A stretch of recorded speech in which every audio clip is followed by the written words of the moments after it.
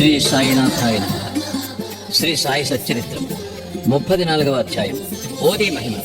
Doctor నేనలుడు, doctor Pillai, Shyama మరదలు, ఇరానీ బాలిక, ఆర్దా పెద్ద మనిషి, బొంబాయి మహిళ. ఈ అధ్యాయంలో కూడా ఊది మహిమ వర్ణితం. ఊది ధరించినంత మాత్రమున ఎట్టి ఫలములు కలిగినో చూద్దాం. డాక్టర్ గారి మేనలుడు. నాసిక్ జిల్లాలోని మాలేగాంలో ఒక డాక్టర్ ఉండాను. ఆయన వైద్యములో పట్టాభద్రుడు. వారి మేనలుడు నయము కానట్టి రాచకురుపుతో బాధపడుచుండాను. డాక్టర్ గారితో పాటు ఇతర డాక్టర్లు కూడా నయము చేయ ప్రయత్నించారు. ఆపరేషన్ చేసిరి, కానీ ఏమాత్రమూ మేలు జరగలేదు. కుర్రవాడు మిగులు బాధపడుచుండాను. బంధువులు, స్నేహితులు తల్లిదండ్రులను దైవ సహాయము కోరమనిది. షిరిడి సాయిబాబాను చూడమనిది. వారి దృష్టిచే అనేక కఠిన రోగములు నయమయ్యనని బోధించిరి. తల్లిదండ్రులు షిరిడీకి వచ్చిరి. బాబా పాదములకు సాష్టాంగ నమస్కారం చేసిరి. కుర్రవాడిని బాబా ముందుంచిరి. తమ బిడ్డను కాపాడమని అధిక వినయ గౌరవములతో వేడుకొనిది. దయార్థ హృదయుడొక బాబా వారిని ఓదార్చి ఇట్లా నేను, ఎవరైతే ఈ మసీదుకు వచ్చేదరో వారు ఎన్నడూ ఈ జన్మలో ఏ వ్యాధి చేతను బాధపడరు. కనుక హాయిగా ఉండు. కురుపుపై ఉదీని పూయుడు. ఒక వారం రోజులలో నయమగును. దేవుని యందు నమ్మకముంచుడు. ఇది మసీదు కాదు, ఇది ద్వారవతి. ఎవరైతే ఇందు కాలు మోపెదరో వారు ఆరోగ్యమును ఆనందమును పొందెదరు. వారి కష్టములు గట్టెక్కును. వారు కుర్రవాణిని బాబా ముందు కూర్చుండబెట్టారు. బాబా ఆ కురుపు మీద తమ చేతిని త్రిప్పాను. ప్రేమాస్పదమైన చూపులను ప్రసరింపచేశాను. రోగి సంతృష్టి చెందాను. ఊది రాయగా కురుపు నెమ్మదించాను. కొద్ది రోజుల పిమ్మట పూర్తిగా మానిపోయాను. తల్లిదండ్రులు కుర్రవాణితో కూడా బాబాకు కృతజ్ఞతలు తెలిపి షిరిడీ విడిచిరి. బాబా ఊది ప్రసాదం వల్లను వారి దయాదృష్టి వల్లను రాచకరుగు మానిపోయినందులకు వారు మిగుల సంతసించిరి. ఈ సంగతి విని కుర్రవాణి మామయ్య డాక్టర్ ఆశ్చర్యపడి బొంబాయి పోవచ్చు మార్గమున బాబాను చూడగోరాను. కానీ మాలేగాంలోను మన్మాడ్లోనూ ఎవరో బాబాకు వ్యతిరేకముగా చెప్పి అతని మనస్సును విరిచిరి. కావున అతడు షిరిడీకి పోవటం మానుకొని తిన్నగా బొంబాయి చేరాను. తనకు మిగిలి ఉన్న సెలవులు అలీబాగులో గడపవాలని అనుకున్నాను. బొంబాయిలో 3 రాత్రులు వరుసగా ఒక కంఠధ్వని, ఇంకనూ నన్ను నమ్మవా అని వినిపించాను. వెంటనే డాక్టర్ తమ మనస్సును మార్చుకుని షిరిడీకి పోవ నిశ్చయించుకున్నాను. అతడు బొంబాయిలో ఒక రోగికి అంటుజ్వరమునకు చికిత్స చేయించుండాను. రోగికి నయము కాకుండాను. కనుక షిరిడీ ప్రయాణము వాయిదా పడుననుకున్నాను. కానీ తన మనస్సులో బాబాను పరీక్షించదలచి రోగి యొక్క వ్యాధి ఈనాడు కుదిరినచో రేపే షిరిడీకి పోయేదను అని అనుకున్నాను. జరిగిన చిత్రమేమన్నా సరిగా మనోనిశ్చయం చేసినప్పటి నుంచి జ్వరము తగ్గుటకు ప్రారంభించి త్వరలో సామాన్య ఉష్ణతకు దిగాను. డాక్టర్ తన మనోనిశ్చయం ప్రకారము షిరిడీకి వెళ్ళాను. బాబా దర్శనము చేసి వారి పాదములకు సాష్టాంగ నమస్కారం మార్చాను. బాబా అతనికి గొప్ప అనుభవమును కలుగజేయటచే అతడు బాబా భక్తుడయ్యాను. అక్కడ 4 రోజులుండి బాబా ఊదీతోనూ ఆశీర్వచనములతోనూ ఇంటికి వచ్చాను. ఒక పక్షం రోజులలో అతని బీజాపూర్కు హెచ్చు జీతంపై బదిలీ చేసిరి. అతని మేనలోని రోగము ఆ డాక్టర్కు బాబా దర్శనములకు తోడ్పడెను. అప్పటి నుంచి అతనికి బాబా యందు భక్తి కుదిరెను. డాక్టర్ పిళ్ళే అనునాథుడు బాబాకు ప్రియభక్తుడు. అతని యందు బాబాకు మిగుల ప్రేమ. బాబా అతనిని అన్నా అని పిలిచేవారు. బాబా అతనితో ప్రతి విషయము సంప్రదించేవారు. అతనిని ఎల్లప్పుడూ చెంతనుంచుకునేవారు. ఒకప్పుడు ఈ డాక్టర్ గినియా పురుగులచే బాధపడాను. అతడు కాకాసాహెబ్ దీక్షితుతో, బాధ చాలా హెచ్చుగానున్నది, నేను భరింపలేకున్నాను, దీనికంటే చావు మేలని తోచుచున్నది, గత జన్మలో చేసిన పాపమును పోగొట్టుకున్నట్టుకై నేను ఈ బాధను అనుభవించుచున్నాను. కాన బాబా వద్దకు పోయి ఈ బాధ ఆపు చేసి దీనిని రాబోయే 10 జన్మలకు పంచిపెట్టవలసినదని వేడుమనెను. దీక్షితు బాబా వద్దకు వెళ్ళి ఈ సంగతి చెప్పాను. బాబా మనస్సు కలిగాను. బాబా దీక్షితుకిట్ల నేను నిర్భయుడిగా ఉండమను. అతడేలా 10 జన్మల వరకు బాధపడగలను. 10 రోజులలో గత జన్మ పాపమును హరింపచేయగలను. నేనిక్కడుండి ఈ పరసౌఖ్యములిచ్చుటకు సిద్ధముగా ఉండా. అతడేలా చావును కోరవలను. అతనిని ఎవరి వీపుపైనైనను తీసుకుని రండు. అతని బాధను శాశ్వతముగా నిర్మూలించెదను. ఆ స్థితిలో డాక్టర్ను తెచ్చి బాబా కుడివైపున ఫకీరు బాబా ఎప్పుడూ కూర్చుండు చోట కూర్చుండబెట్టిరి. బాబా అతనికి బాలీసునిచ్చి ఇట్లనెను, ఇచ్చట నెమ్మదిగా పరుండి విశ్రాంతి తీసుకుము. అసలైన విరుగుడు ఏమనగా గత జన్మ పాపమును అనుభవించి విమోచనము పొందవలను. మన కష్ట సుఖములకు మన కర్మయే కారణం. వచ్చిన దానిని ఓర్చుకొను. అల్లాయే ఆర్చి తీర్చువాడు. వారిని ఎల్లప్పుడూ ధ్యానించుము. అతడే నీ క్షేమమును చూచును. వారి పాదములకు శరీరము, మనస్సు, ధనము, వాక్కు సమస్తము అర్పింపము. అనగా సర్వస్య శరణాగతి వేడుము. అటుపై వారేమి చేసేదరో చూడుము. నానాసాహెబ్ కట్టుకట్టననియు కానీ గుణం ఇవ్వలేదనియు డాక్టర్ పిళ్ళే చెప్పాను.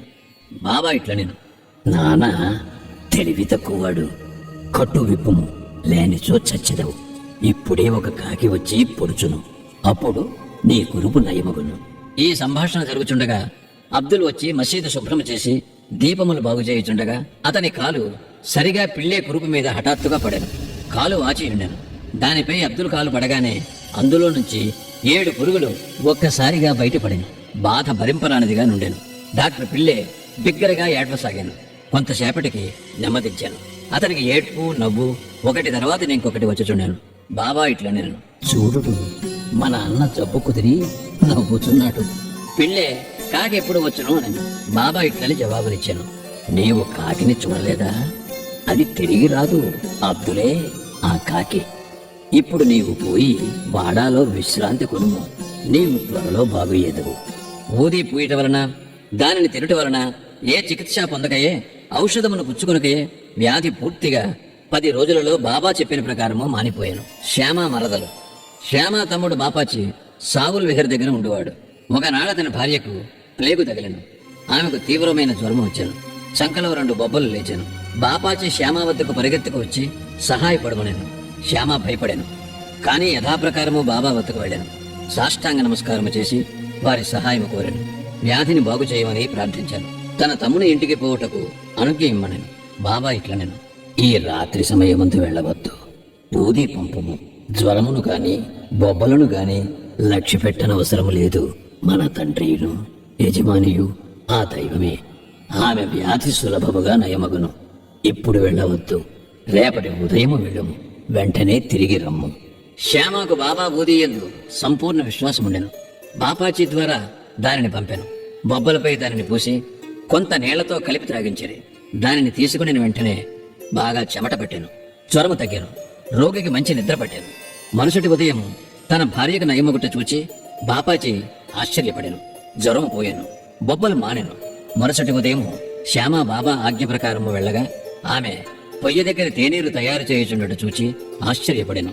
తమ్ముని అడుగగా బాబా ఊది ఒక్క రాత్రిలోనే ఆ బొబ్బలను బాగు చేసెను అనెను.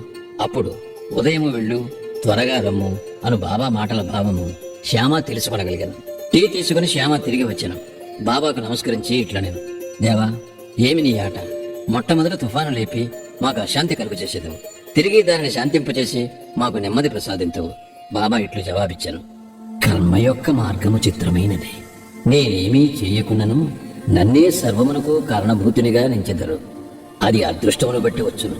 నేను సాక్షిభూతుడను మాత్రమే. చేయువాడు ప్రేరేపించువాడు దేవుడే.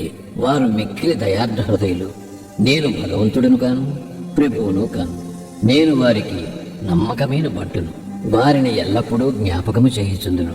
ఎవరైతే తమ అహంకారమును ప్రక్కకు త్రోసి భగవంతునికి నమస్కరించెదరో, ఎవరు వారిని పూర్తిగా నమ్మెదరో, వారి బంధములుడి మోక్షమును పొందెదరు. ఇరానీ బాలిక. ఇక ఇరానీ వాని అనుభవమును చదువుడు. అతని కుమార్తెకు ప్రతి గంటకు మూర్ఛ వచ్చుచుండెను. మూర్ఛ రాగానే ఆమె మాటలాడలేకుండాను.